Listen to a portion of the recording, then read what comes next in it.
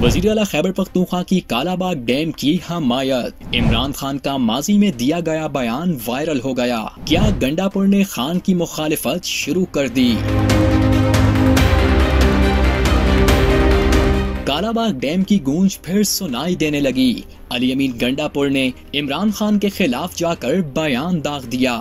क्या पार्टी में कोई इख्तलाफात चल रहे हैं? इमरान खान ने माजी में क्या बयान दिया था? पार्टी के आला रहनुमा और चेयरमैन बैरिस्टर गौहर ने अब भी बयान की मुखालिफत कर दी। कालाबाग डैम मंसूबा कई दिहाइयों से ज़ेरे बहस है, लेकिन ताहाल मुख्तलिफ सूबों के दरमियान इख्तलाफ की वजह से तामीर नहीं हो सका। मुख्तलिफ हुकूमतों ने इसे तामीर करने की ख्वाहिश जाहिर की, लेकिन सूबाई इत्तफाक़ राय न होने की वजह से ये मंसूबा बार बार मौखर होता रहा। आज भी ये पाकिस्तान के सबसे बड़े मगर गैर तामीर शुदा मंसूबों में शामिल है।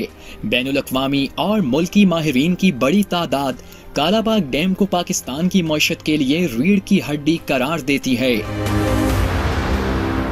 पाकिस्तान को इस वक्त भी सैलाब ने घेर रखा है। ऐसे में एक बार फिर से कालाबाग डैम की गूंज सुनाई देने लगी। वज़ीर आला खैबर पख्तूनख्वा अली अमीन गंडापुर ने कालाबाग डैम की हमायत कर दी। जब पाकिस्तान का फायदा है तो पाकिस्तान के फायदे को पीछे नहीं धकेला जा सकता किसी की अपनी जाती या सूबाइयत या छोटे लेवल की किसी तरह की कंसर्न की वजह से।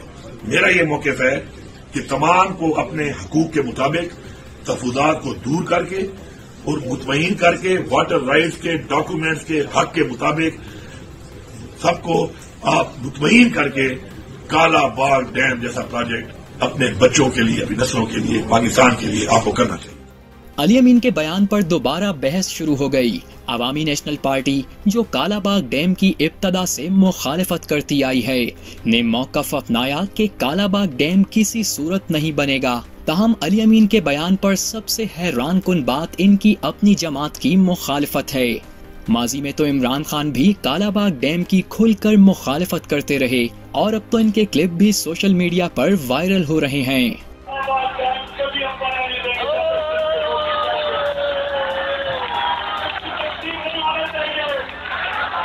अली अमीन गंडापुर ने बयान तो दे दिया, लेकिन ये नहीं बताया कि इनकी अपनी जमात भी साथ देगी या नहीं, क्योंकि पार्टी चेयरमैन बैरिस्टर गौहर ने भी इनकी तजवीज़ को मुस्तरद कर दिया है।